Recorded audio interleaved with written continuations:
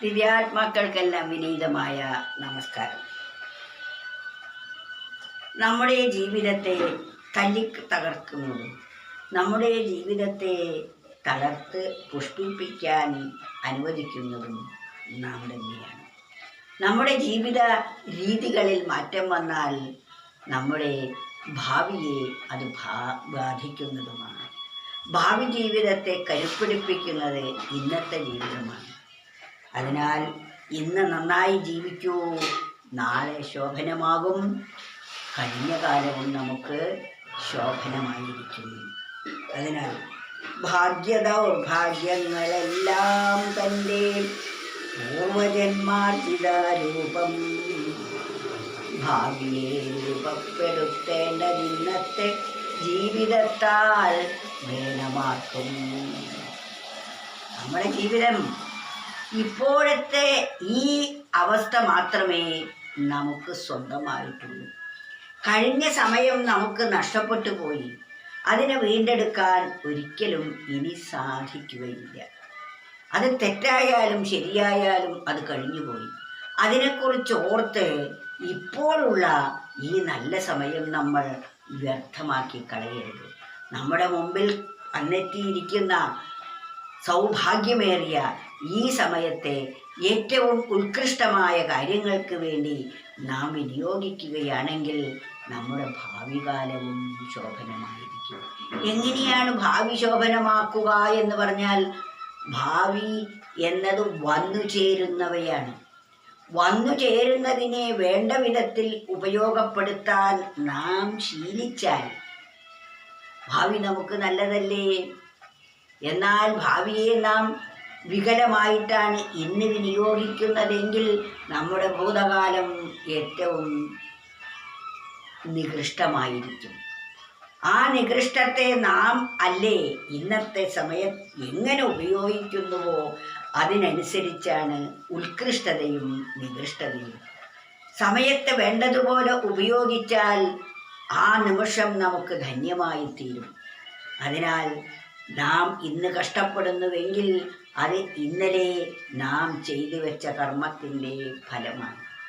ഇന്നലെ നമ്മുടെ ജീവിതത്തെ വികലമായി നാം വിനിയോഗിച്ചാൽ ഇന്ന് നമുക്ക് അതിൻ്റെ അനന്തരഫലം നാം അനുഭവിച്ചുകൊണ്ടേയിരിക്കുന്നു.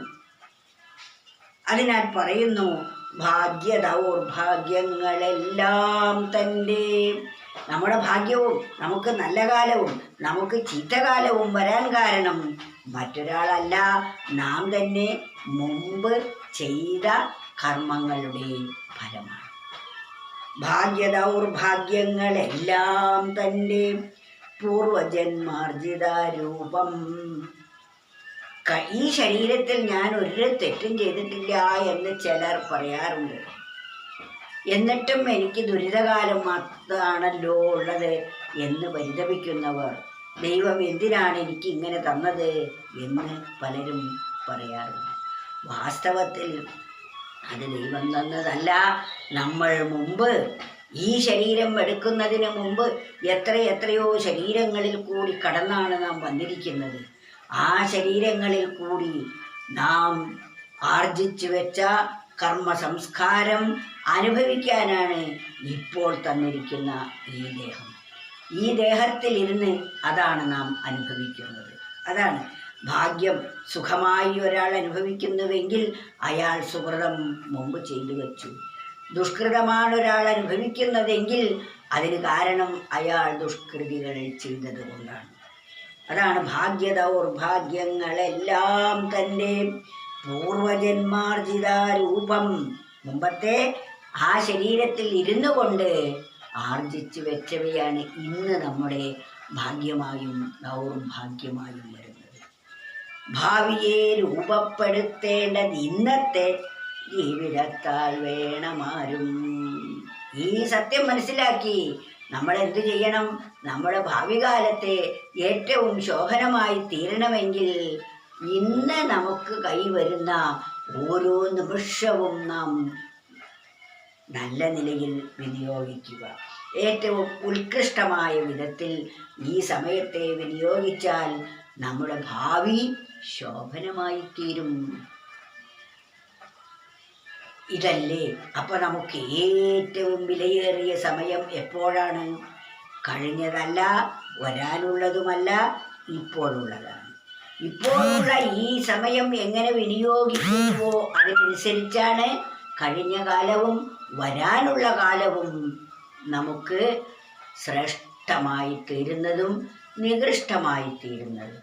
അതിനെ നികൃഷ്ടമാക്കാനും നമുക്ക് കഴിയും, അതിനെ ഉത്കൃഷ്ടമാക്കി തീർക്കാനും സാധിക്കും. അതുകൊണ്ട് ഈ നിമിഷം നമുക്ക് സന്തോഷം കൈവരിക്കണമെങ്കിൽ സന്തോഷം വരുന്ന വിധത്തിലുള്ള ചെയ്തികൾ, വിചാരം, വാക്ക്, പ്രവൃത്തി എന്നിവ നാം ചെയ്തിരിക്കണം. നമ്മുടെ ജീവിതത്തിൻ്റെ സുഖദുഃഖാനുഭവങ്ങൾക്ക് കാരണം നമ്മൾ തന്നെയാണ്. നമ്മൾ ചെയ്തു വെച്ച ദുഷ്കൃതങ്ങളുടെയും സുഹൃതങ്ങളുടെയും ഫലമാണ് ഇന്ന് സുഖദുഃഖ രൂപത്തിൽ നമ്മൾ അനുഭവിക്കുന്നത്. ഭാഗ്യദൗർഭാഗ്യങ്ങളെല്ലാം തൻ്റെ പൂർവജന്മാർജിതാരൂപം. ഭാവിയെ രൂപപ്പെടുത്തേണ്ടത് ഇന്നത്തെ ജീവിതത്താൽ വേണമാർക്കും.